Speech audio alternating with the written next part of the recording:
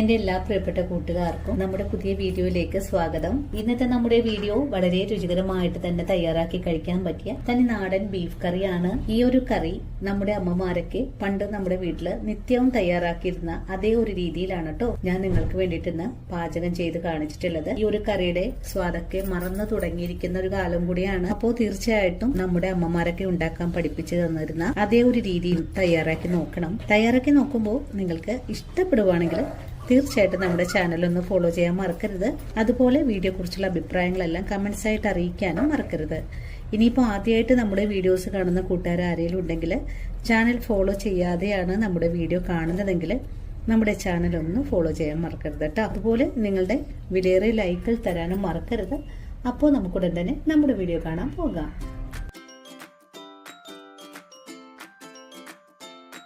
Beef കറി തയ്യാറാക്കാനും വേണ്ടിയിട്ട് ഞാനിവിടെ 1/2 കിലോ ബീഫ് കഴുകി വൃത്തിയാക്കി എടുത്തു വെച്ചിരിക്കുവാണ്.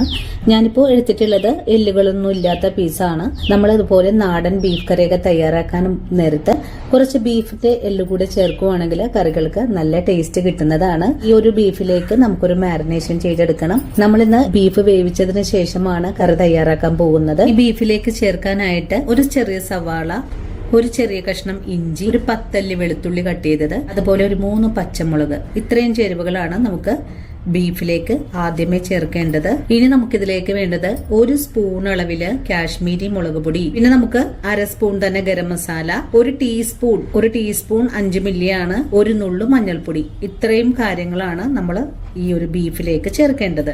ഇനി നമുക്ക് ആവശ്യമായിട്ടുള്ളത് കറിവേപ്പിലയാണ്. ഇനി നമുക്ക് വേണ്ടത് ബീഫിന് ആവശ്യമായ ഉപ്പാണ്. കൂടെ തന്നെ നമുക്കിതിലേക്ക് കുറച്ച് പച്ച വെളിച്ചെണ്ണ കൂടെ ഒഴിച്ചു കൊടുക്കാം. അതിനുശേഷം നമ്മുടെ കൈ ഉപയോഗിച്ച് നല്ലതുപോലെ ഒന്ന് കുഴച്ചെടുക്കാം. ഇത് നമ്മുടെ അമ്മമാരൊക്കെ പണ്ടുണ്ടാക്കി കൊണ്ടിരുന്ന അതേ ടേസ്റ്റിലുള്ള നല്ലൊരു നാടൻ ബീഫ് കറിയാണ്. ഉണ്ടാക്കിയെടുക്കാനും വളരെ എളുപ്പവുമാണ്. നമ്മളിങ്ങനെ കൈകൊണ്ട് കുഴച്ചെടുക്കുമ്പോൾ ഇതിൽ നിന്നൊരു പ്രത്യേക സ്മെല്ല് വരും. ആ ഒരു സ്മെല്ല് വരുന്നത് വരെയാണ് നമുക്ക് ഈ ഒരു രീതിയിൽ തന്നെ കുഴച്ചെടുക്കേണ്ടത്. നമ്മൾ ഇന്ന് 1/2 കിലോ ബീഫ് വെച്ചിട്ടാണ് കറി തയ്യാറാക്കാൻ പോകുന്നത്. നമ്മുടെ കയ്യിലേക്ക് കുറച്ച് വെള്ളവും കൂടെ ഒഴിച്ചു കൊടുക്കാം. ഇനി നമുക്ക് ഈ ബീഫിനെ ഒന്ന് മൂടി വെച്ച് കൊടുക്കാം. ഒരു 10 മിനിറ്റ് കഴിയുമ്പോൾ നമുക്ക് കുക്കറിലേക്ക് മാറ്റാം. ബീഫ് ഒരു 10 മിനിറ്റ് നേരം ഞാനിവിടെ ഒന്ന് റെസ്റ്റ് ചെയ്യാൻ വെച്ചിട്ടുണ്ടായിരുന്നു. ഇനി നമുക്കൊരു കുക്കറിലേക്കൊന്ന് മാറ്റാം. ബീഫ് കുക്കറിലേക്ക് മാറ്റിയിട്ടുണ്ട്. ഇനി നമുക്ക് ഒന്ന് മൂടി വെച്ചതിന് ശേഷം ഒരു 5-6 വിസിൽ വരുന്നത് വരെയും ഒന്ന് വേവിച്ചെടുക്കാം. ഈ ഒരു സമയത്ത് നിങ്ങൾക്ക് ഇതിലേക്ക് മല്ലിപ്പൊടിയോ തക്കാളിയോ ചേർക്കാൻ താല്പര്യമാണെങ്കിൽ ചേർക്കാം. ഞാനിപ്പോൾ അതൊന്നും തന്നെ ചേർക്കുന്നില്ല. കുക്കർ മൂടിയിട്ടുണ്ട്. നമുക്കിനി വേവിക്കാൻ അടുപ്പിലേക്ക് മാറ്റാം. ബീഫ് വെന്ത് വരട്ടെ. ആ ഒരു സമയം കൊണ്ട് നമുക്കിതിലേക്ക് ആവശ്യമായ മറ്റുള്ള ചേരുവകൾ കൂടെ ഒന്ന് എടുത്തു വയ്ക്കാം. ബീഫ് ഇവിടെ ഒരു 7 വിസിൽ കൊണ്ട് ഞാനിവിടെ വേവിച്ചെടുത്തിട്ടുണ്ട്. അപ്പോൾ നല്ലതുപോലെ കുക്കറിന്റെ എയറെല്ലാം പോയി വന്നിട്ടുണ്ട്. ഇനി നമുക്കൊന്ന് മൂടി തുറന്ന് നോക്കാം. നമ്മുടെ ബീഫ് ഇതേ ഒരു രീതിയിലാണ് ഇപ്പോൾ നമുക്കിവിടെ വെന്ത് കിട്ടിയിട്ടുള്ളത്. നല്ലപോലെ തന്നെ വെന്തൊക്കെ കിട്ടിയിട്ടുണ്ട്. ഇനി നമുക്ക് ബീഫ് ഒന്ന് കറിയാക്കി എടുക്കാം. കറി തയ്യാറാക്കാനും വേണ്ടിയിട്ട് ഒരു പാൻ അടുപ്പിലേക്ക് വെച്ചിട്ടുണ്ട്. പാൻ ഇപ്പോൾ ചൂടായി വന്നിട്ടുണ്ട്. നമുക്കിതിലേക്ക് വെളിച്ചെണ്ണ ഒഴിച്ചു കൊടുക്കാം. 2 സ്പൂൺ അളവില് വെളിച്ചെണ്ണ ഒഴിച്ചു കൊടുത്തിട്ടുണ്ട്. എണ്ണ ചൂടായി വരുമ്പോഴേക്കും നമുക്കൊരു 10 കൊച്ചുള്ളിയും ഒരു 5 വെളുത്തുള്ളിയും ഒന്ന് കട്ട് ചെയ്ത് ചേർക്കാം. ഇതെല്ലാം നല്ലതുപോലെ ഒന്ന് വഴറ്റിയെടുക്കാം. ഈ കറികളിലെ കൊച്ചുള്ളി ചേർക്കുമ്പോഴാണ് കറികൾക്ക് നല്ല സ്വാദ് കിട്ടുന്നത്. നമ്മൾ നേരത്തെ ഒരു സവാള വേവിച്ചപ്പോൾ ചേർത്തിട്ടുണ്ടായിരുന്നു.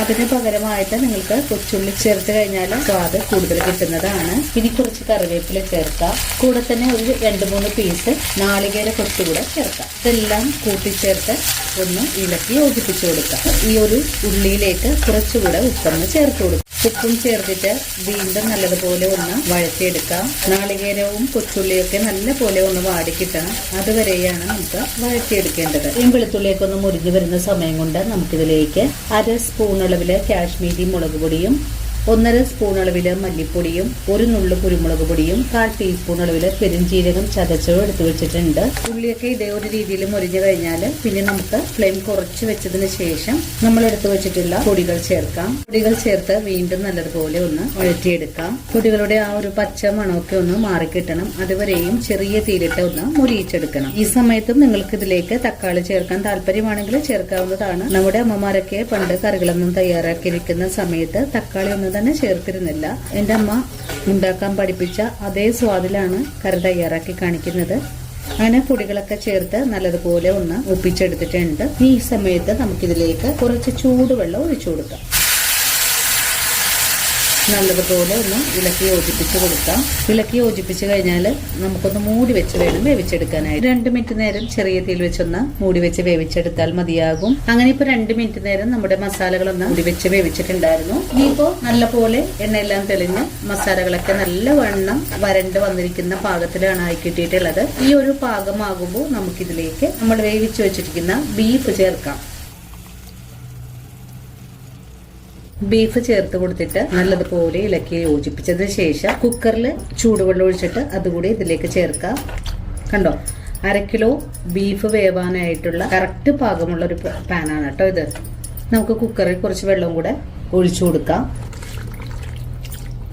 ഇനി ഫുൾ ഫ്ലെയിം വെച്ച് കൊടുത്തിട്ട് നല്ല പോലെ കറി ഒന്ന് തിളപ്പിച്ചെടുക്കാം. നല്ലവണ്ണം തിളച്ചു കഴിഞ്ഞാൽ വീണ്ടും നമുക്കൊന്ന് മൂടി വെച്ച് വേണം വേവിച്ചെടുക്കാനായിട്ട്. ഈ കഷ്ണങ്ങളിലേക്ക് മസാല എല്ലാം നന്നായിട്ട് പിടിച്ച് കിട്ടും. അപ്പോൾ ഇനി പഴമക്കാരുടെ രുചി തേടി എങ്ങോട്ടും പോവണ്ട. അങ്ങനെ നമ്മുടെ ബീഫ് കറി ഇവിടെ നന്നായിട്ട് തിളച്ചുകൊണ്ടിരിക്കുവാണ്.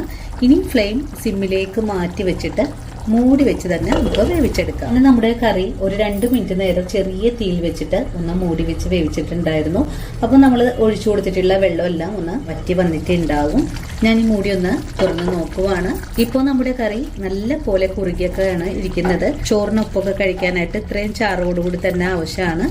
അതുപോലെ തന്നെ പുട്ട്, ചപ്പാത്തി, അപ്പം എന്നിന്റെ കൂടെ കഴിക്കാനും ഇത്രയും തന്നെ ഗ്രേവി ആവശ്യമാണ്. ഇനിയാണെങ്കിൽ നമുക്ക് ഫ്ലെയിം ഓഫ് ചെയ്ത് കൊടുക്കാം. അല്ലെങ്കിൽ നിങ്ങൾക്ക് കുറച്ചുകൂടെ ഡ്രൈ ആയിട്ട് ഒന്ന് വരണ്ടിരിക്കുന്ന പാകത്തിലാണ് വേണ്ടതെങ്കിൽ ഒന്നുകൂടെ മൂടി തുറന്നു വെച്ചിട്ട് ഒന്ന് വെള്ളമെല്ലാം വറ്റിച്ചെടുക്കാവുന്നതുമാണ്. നമുക്കിപ്പോൾ ഇത്രയും ഗ്രേവിയോടുകൂടി തന്നെയാണ് ഞാൻ കറി ഫ്ലെയിം ഓഫ് ചെയ്യാൻ പോകുന്നത്. അപ്പോൾ ഇന്നത്തെ നമ്മുടെ വീഡിയോ ഇത്രയേ ഉള്ളൂ. ഈ ഒരു വീഡിയോയും കണ്ടിട്ട് എൻ്റെ കൂട്ടുകാർക്ക് ഒരുപോലെ തന്നെ ഇഷ്ടപ്പെട്ടു എന്ന് വിശ്വസിക്കുന്നു. വീഡിയോ കണ്ട് ഇഷ്ടമായിട്ടുണ്ടെങ്കിൽ എന്നും പറയുന്നത് പോലെ നമ്മുടെ ചാനൽ ഒന്ന് ഫോളോ ചെയ്യണേ. അതുപോലെ വീഡിയോ കുറിച്ചുള്ള അഭിപ്രായങ്ങളെല്ലാം കമന്റ്സ് ആയിട്ട് അറിയിക്കാനും മറക്കരുത്. നിങ്ങൾ ഓരോരുത്തരും എനിക്ക് തരുന്ന സപ്പോർട്ടാണ് നമ്മുടെ വീഡിയോ മറ്റുള്ള കൂട്ടുകാരിലേക്ക് എത്തപ്പെടുന്നത്.